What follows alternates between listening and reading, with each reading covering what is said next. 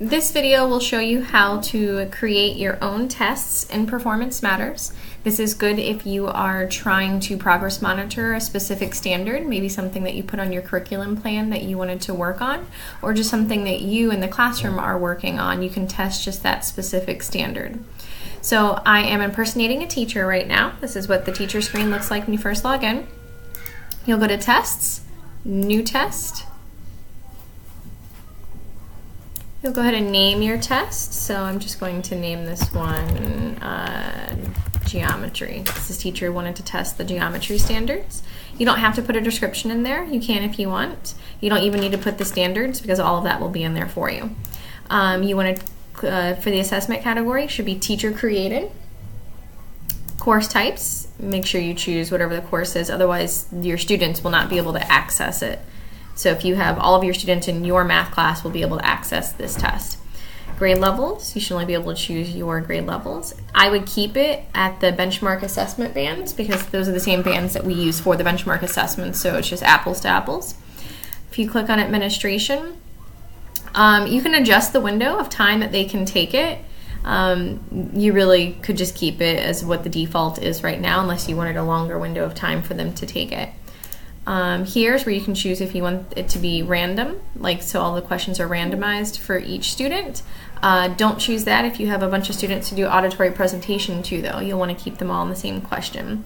You don't really need any of this other stuff. If you want the student to see their score after they submit it, you can click that and they'll be able to see that. Scan sheets, if you don't need that if you're using the computer. Enter edit responses, that allows you as the teacher to go in and edit any responses. That is good if there's like a comma situation where it's counting it wrong because there is or isn't a comma. Limit test center, that would be good to do so only your school can see it. So only Pinellas Academy can see it and only that teacher will be able to see it. That way the whole company is not looking at your test. And then we're going to go to add items. I find the easiest way is to type in the standard at the top. So I'm just going to pick a random standard. And then these are the only two banks you have access to. I don't find it's very helpful to click any of these other things. Sometimes it limits your options too much. You can go through and look at the questions. You can click preview and see what it looks like to the student. You can actually like go through and like kind of practice like what the student would do there to make sure it's user friendly. If you hover over this, it'll let you know the standards, a little bit more specific things about each question. If you want to choose this, you would click this.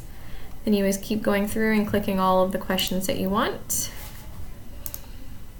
And then you would click add to assessment.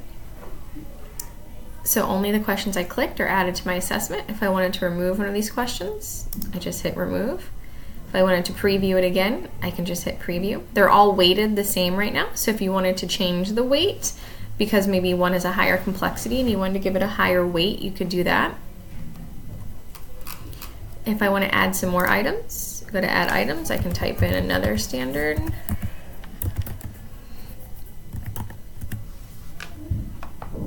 And it'll give me those questions as well. If I want to just sort by the type of interaction, I can, but it looks like these are all the same interactions. I just go through, pick some questions again. You'll notice that some will be tied to multiple standards. If I hover over this one, it only has one standard listed. I'm going to add these to my assessment. Now I can see all of the questions on my assessment. If I wanted to preview it so I can see what students, I have to make my title a little bit longer. Standards. We're going to click save. Click save very often. If you hit test preview, this will show you what it looks like to the student. It's making me log back in.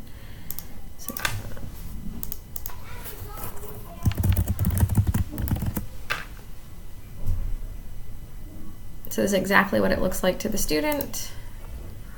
Hit next. And so you can go through and kind of take this. So for instance, this question right here, it has 2 and 1, and this would only count as 1 point. So this might be one that I take off and I don't use because it's not really fair to use. Then I can scroll to the other questions. I'm gonna go back to my test. I wanted to remove this one, so I'm gonna hit remove. Save again.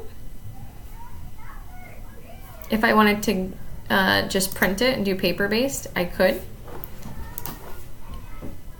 And let's hit test format.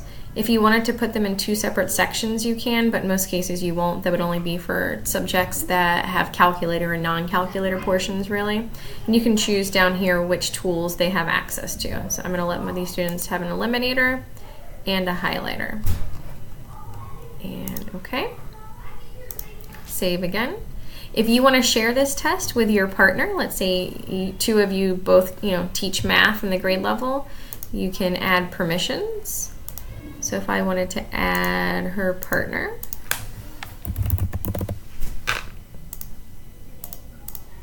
I would do that, and I would let her be able to access any part of this test so she can use it with her students as well. So now that the test is saved, if I go to my test center, it should be listed there for me. So this is the one that we just made. If I wanted to release it, I could do it from this screen, go to release, and then click my students. I personally like to go this route because it's less steps. Click my test, and then I choose all of my students that I want to release it to, and I release it. And then I'm already in the screen where I can see how their progress is. So that is how you make your own test.